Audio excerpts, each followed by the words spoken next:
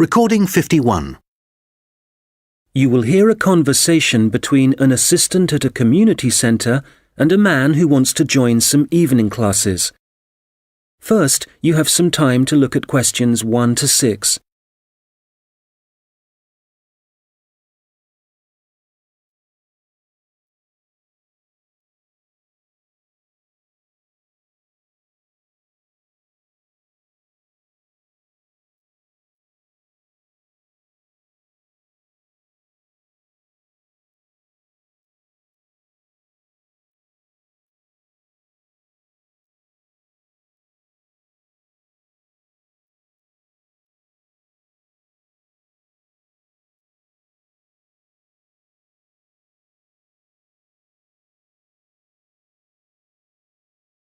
Hello, Eastwood Community Centre. Oh, hello. My name's Andrew Dyson. I'm calling about the evening classes you offer. OK, Mr Dyson. Are there any classes in particular that you're interested in? Yes, you've got a class called Painting with Watercolours, I believe. That's right. It's a popular class, so this term it'll be moving to the hall, so they've got more room. Right. I know it's on Tuesdays, but what time exactly? It was 6:30 last term, but let me just have a look at the details. OK, it'll be 7:30 this time. Probably it suits more people. Well, it's my wife who's really interested, and that'll be good for her because she's home from work by 7:15. That'll give her just enough time to get there. What does she need to bring? OK, well, paints are provided by the tutor, I know that. The information says she'll need just a jar for water and some pencils for drawing. There are also lots of aprons here, so she needn't worry what she's wearing. And the cost for 4 classes is $45, including paints, as I said. OK. Now, we're both quite keen on the Maori language class. There are spaces on the next course, so you could join that. Oh, good. Which room will that be in? When you come in through the entrance of the community centre building, you'll need to go straight up the stairs in front of you, all the way to the top, and it's the small room you'll find there. I see. All right, and let me just check when it's starting. I heard from someone that the July course has been delayed until August. I'm afraid so, and we're halfway through the June course at the moment, so there's not much point you taking that. I guess we'll have to wait then. Well, when you do come, the tutor recommends bringing a small recorder with you, just so you can listen again later. And the cost for 5 classes is currently $40. OK, useful information to know. There's one more class I'm interested in. That's the digital photography class. Oh, I've taken that class myself. The tutor's very good. That'll be in room 9, and it's starting in 2 weeks' time, in the evening, every Wednesday at 6 o'clock. Obviously I need to bring the camera with me. I suppose it'd be useful to have the instructions that go with the camera too? I'd say so. Some people bring along a lot of accessories like extra lenses, but there's really no need for this class. It's mainly focusing on composition, really, and getting the most out of the basic camera. That's exactly what I need. And how much does it cost? Let's see. For 4 classes, it's $35. But if you take 8, it works out as $55. So you're making a bit of a saving. $15, that is. I see. Before you hear the rest of the conversation, you will have some time to look at the questions 7 to 10.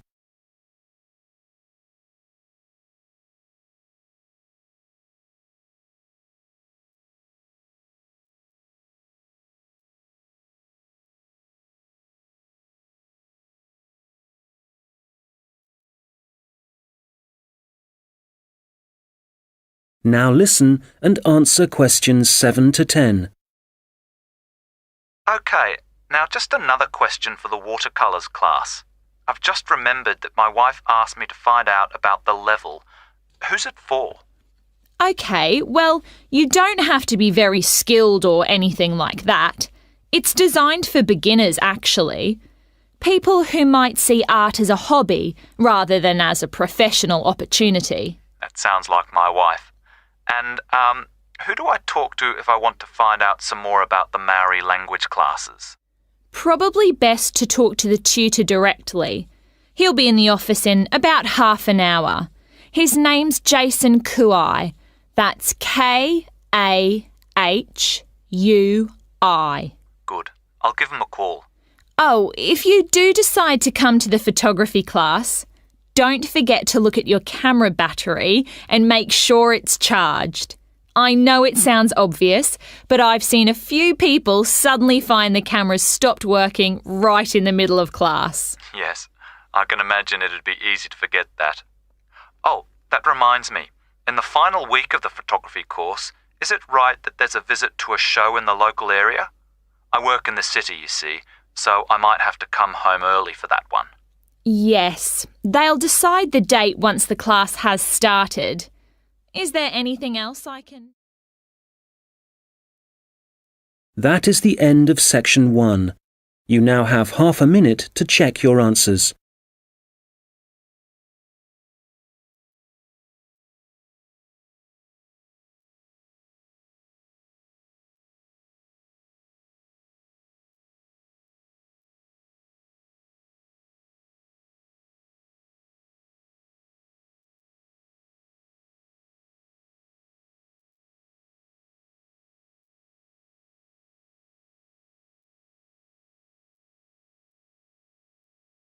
Now turn to section 2.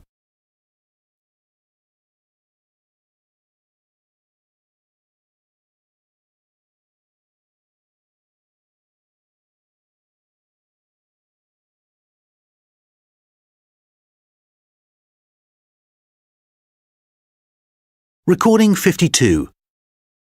You will hear a project manager talking to voluntary workers about the tasks that need to be done. First, you have some time to look at questions 11 to 14.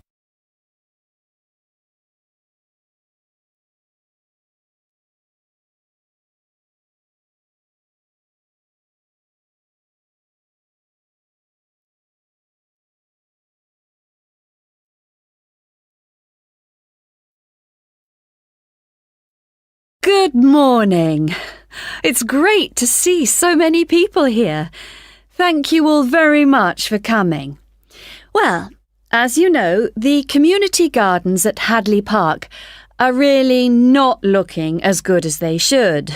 Quite bad, really. And although the local council has a budget to deal with some of the problems, we do need volunteers for other tasks. If you don't mind, I'm going to divide you into 2 groups. So everyone on this side of the room is Group A, and the rest of you are Group B. So, Group A, there are a couple of things we'd like you to help with. First of all, don't worry about any litter or empty bottles you see lying about. One of the local schools has offered to help out with that as part of their own environmental project. The priority for you will be to give us a hand with the new wooden fencing. It needs constructing along parts of the bicycle track, as there are parts which have now fallen down or broken, as I'm sure you've seen. You've probably also noticed that some of the pathways that come from the bicycle track are quite narrow, and there are plans to make them wider, but the council will be dealing with that later in the year.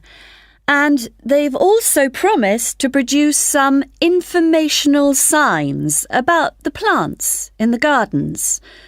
Hopefully, they'll be up in a few weeks' time.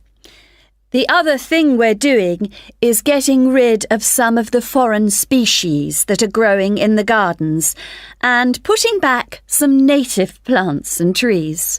So you'll be doing some digging for us and getting those into the ground. So, Group A, there's some items you'll need to bring along with you. I was going to say raincoats, but the forecast has changed, so you can leave those at home. I'd definitely recommend a strong pair of boots. Waterproof would be best. It's quite muddy at the moment, and your own gloves would also be advisable. Tools will be available, spades and hammers, that kind of thing. You just need to make sure they go back in the trucks. And, there's no need to worry about food and drink, as we'll be supplying sandwiches and coffee, possibly some biscuits even. Before you hear the rest of the conversation, you will have some time to look at the questions 15 to 20.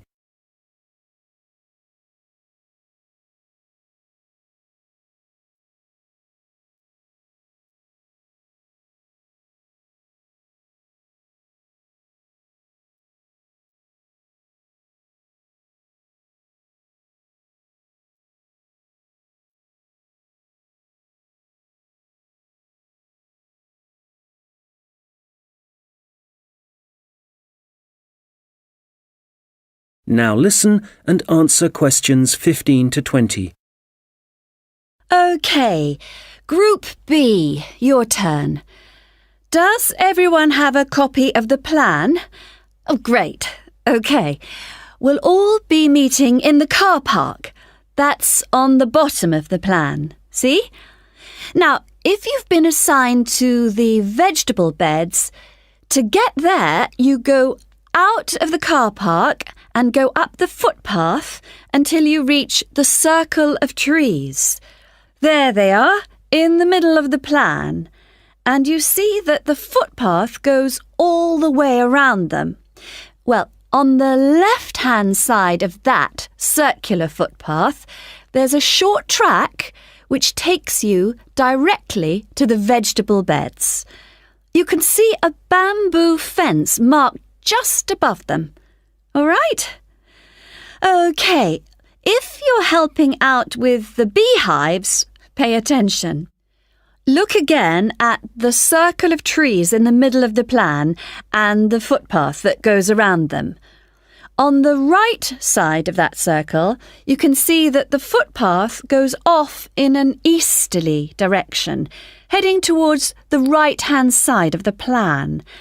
And then the path splits into two, and you can either go up or down. You want the path that heads down. And at the end of this, you see two areas divided by a bamboo fence. And as we're looking at the plan, the beehives are on the right of the fence. The smaller section, I mean. Now, don't worry, all the bees have been removed. You just need to transport the hives back to the car park. OK, for the seating, look at the circular footpath. At the top of it, there's a path that goes from there and takes you up to the seating area, alongside the bicycle track, and with a good view of the island, I suppose. OK, if you're volunteering for the adventure playground area, let's start from the car park again and go up the footpath, but then you want the first left turn.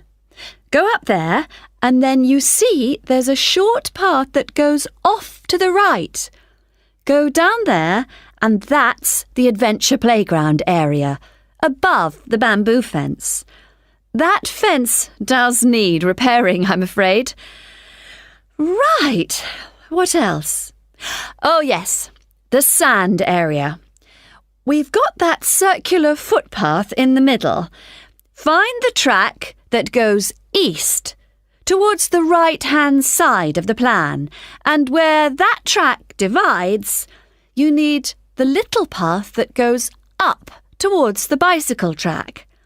The sand area is just above the bamboo fence there. And finally, the pond area.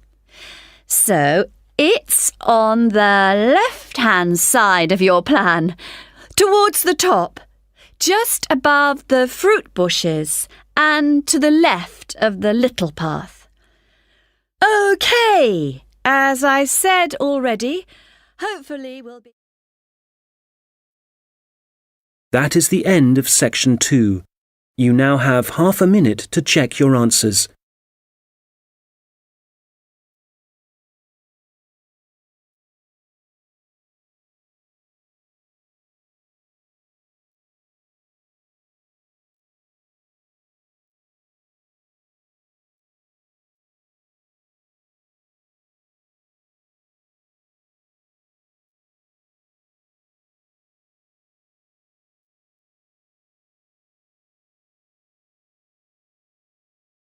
Now turn to section 3.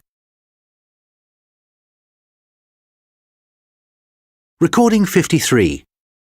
You will hear 2 students discussing a presentation they are going to give. First, you have some time to look at questions 21 to 25.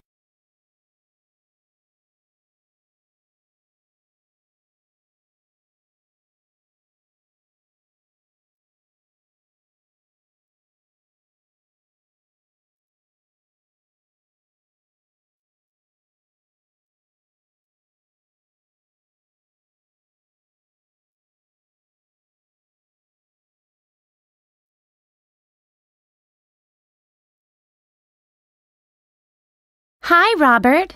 Hi. Sorry I'm late. I was just printing off some pages about food waste in Britain. Do you want to include Britain in the presentation? I thought we were concentrating on the USA. Well, it is a global problem, so I thought we ought to provide some statistics that show that. Fair enough. What did you find out? Well, I was looking at a British study from 2013. It basically concluded that 12 billion pounds worth of food and drink was thrown away each year, all of it ending up in landfill sites. Over 8 million tons. And that wasn't including packaging. An incredible amount. Yes, and they were only looking at what households threw away. So there's no information about restaurants and the catering industry. But one thing the study did investigate was the amount of milk and soft drinks that were wasted. And I think it was probably quite unique in that respect. Interesting. You know, in the other European reports I've read, there's one thing they have in common when they talk about carbon dioxide emissions. I know what you are going to say. They never refer to the fuel that farms and factories require to produce the food, and the carbon dioxide that releases? Exactly. We could really cut down on carbon emissions if less food was supplied in the first place. To my mind, the reports talk too much about the carbon dioxide produced by the trucks that deliver the fresh goods to the shops and take the waste away. They forget about one of the key causes of carbon dioxide. Absolutely. If the reports are actually going to be useful to people, they need to be more comprehensive. Who do you mean by people? Well, the government, industries, people making television programs. Have you seen any documentaries about food waste? Not that I remember. My point exactly. These days, they all seem to be focusing on where your meat, fruit, and vegetables are sourced from. We're being encouraged to buy locally, not from overseas. That's probably a good thing, but I'd still like to see something about waste. Yes, it's the same with magazine articles. It's all about fat and sugar content, and the kind of additives and coloring in food, but nothing about how it reaches your table and what happens after it ends up in the bin. Well, we've only got 15 minutes for this presentation, so I think we'll have to limit what we say about the consequences of food waste. What do we want to concentrate on? Well, I know some of the other presentations are looking at food and farming methods and what they do to the environment. So I think we'll avoid that. And the fact that in some countries, people can't afford the food grown on their own farms. That was covered last term.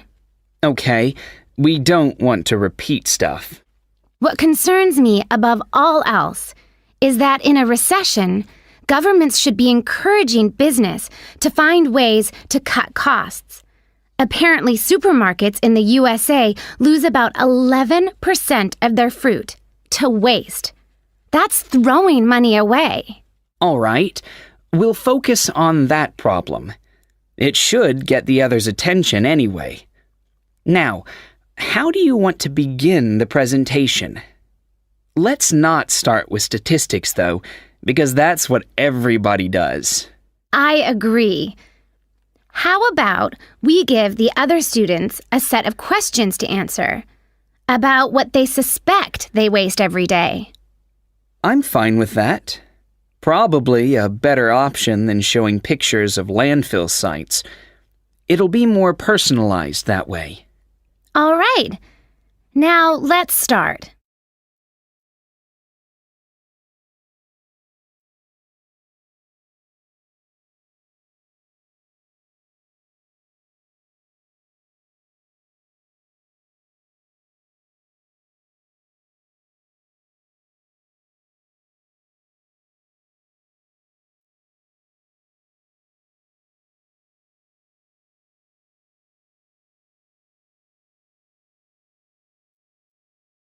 Now listen and answer questions 26 to 30.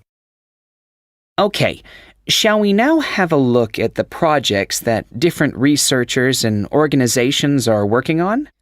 For me, the project I really liked was the one at Tufts University.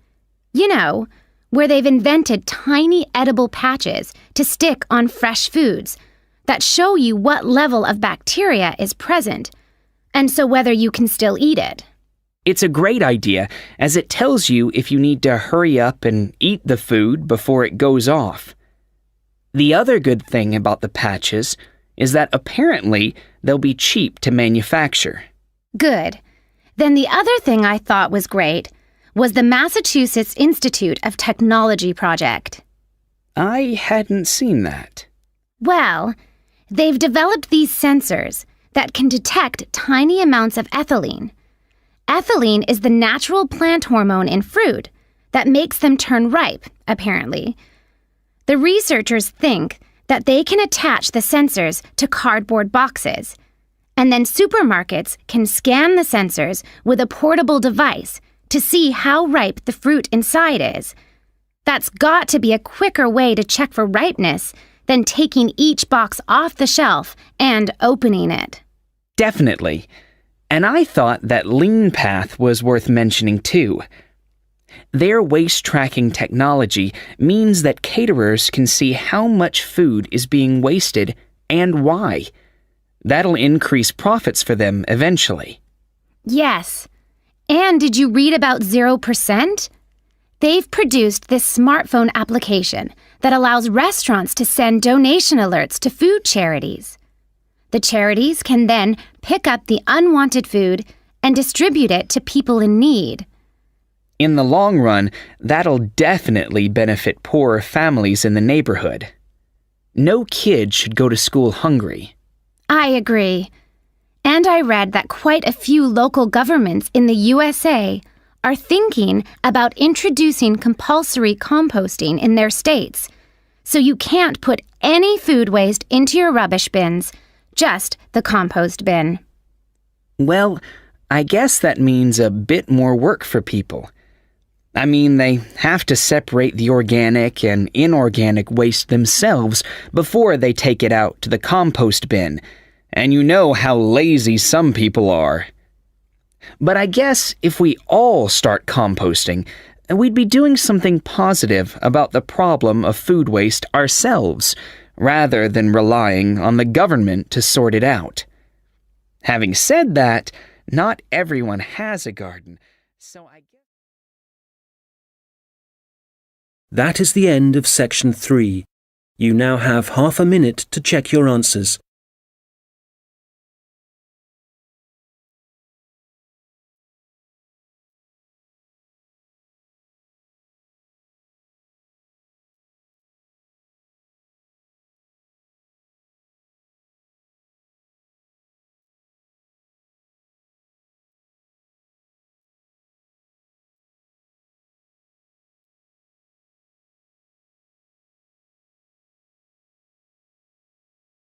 Now turn to section 4. Recording 54. You will hear a lecture about Maori kite making. First, you have some time to look at questions 31 to 40.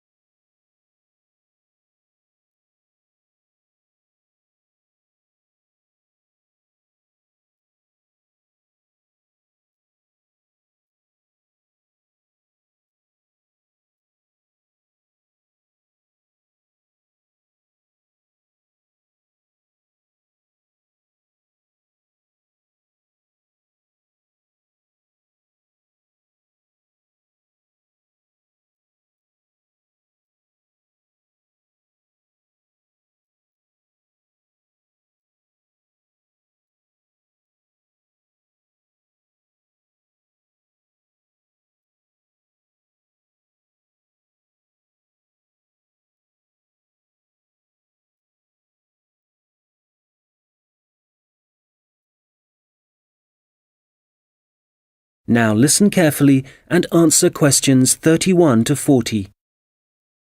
Well, good morning, everyone. As you know, we've been looking at different kinds of art and craft that were practiced by the Maori people of New Zealand, at least before the Europeans began to arrive in the 18th century. So, the focus of this lecture is kite making, how the kites were made, their appearance, and the purposes they served. Well, let's start with the way they were made. As with other Maori artistic traditions, kite making involved certain rituals. So, firstly, only priests were allowed to fly and handle the largest, most sacred kites. There were rules too, for the size and scale of the kites that the priests had to follow, and during the preparation of both small and large kites, food was strictly forbidden. In terms of appearance, kites were frequently designed in the image of a native bird, or a Maori god, and sometimes, perhaps less often, a well-known hero. You can imagine that when Maori first arrived in the new country, in New Zealand, it may have taken some time to find suitable materials for their kites. But, through trial and error no doubt, they found plants and trees that provided bark and even roots that they could use to make the frames and wings of their kites. And after the frame had been constructed, the kite then had to be decorated. For this, the priests used long grasses, and these, when the kite was in the air, would stream along behind it. They also used a variety of feathers to add colour to their creations. Well, all this meant it was easy to see a kite in the sky, but you could also hear Maori kites. They could be quite noisy indeed, and this was because some priests liked to hang a long row of shells from the kite. You can imagine how they'd rattle and clatter in the wind, how they might completely capture your attention. As I said before, the most common image was probably a bird, and that's the same for other kite-making cultures. But the kites were designed in particular shapes. So, there were kites that were triangular, rectangular, and also shaped like a diamond. And some of them were so large it would actually require several men to operate them. Some of the kites were also covered in patterns, and to make these patterns, the Maori used different pigments of red and black, and these were either made from a charcoal base or from red-brown clay which had been combined with oil obtained from a local species of shark. Now, before I forget, if you have a chance, do visit the Auckland Museum, because they have the last surviving Birdman kite on display. This is the kind of kite that has a wooden mask at the top of the frame. It's a mask of a human head, and you can clearly see it has a tattoo and also a set of teeth. Quite impressive, and a good example of Maori craftsmanship and symbolism. Right, turning to the purpose and function of the kites. They certainly had multiple uses. Primarily, the flying of kites was a way of communicating with the gods, and when the kites rose into the air, the Maori used them to deliver messages, perhaps requesting a good harvest, good fortune in war, a successful hunting expedition. So these kites were incredibly valuable to a community, treasured objects that one generation would pass to the next. People would also fly kites for other reasons. For example, to attract the attention of a neighbouring village. This was done when a meeting was required between Maori elders, a convenient method indeed. And finally, when it comes to war, there are traditional stories that describe how when a Maori warrior found himself surrounded by his enemies, a kite could actually provide the possibility of escape. The kites were powerful enough to take a man up into the air, and for this reason, they could also be used to lower him into enemy fortifications so that an attack could begin from the inside. Well, I'm happy to say there seems to be a revival and growing interest in kite making, and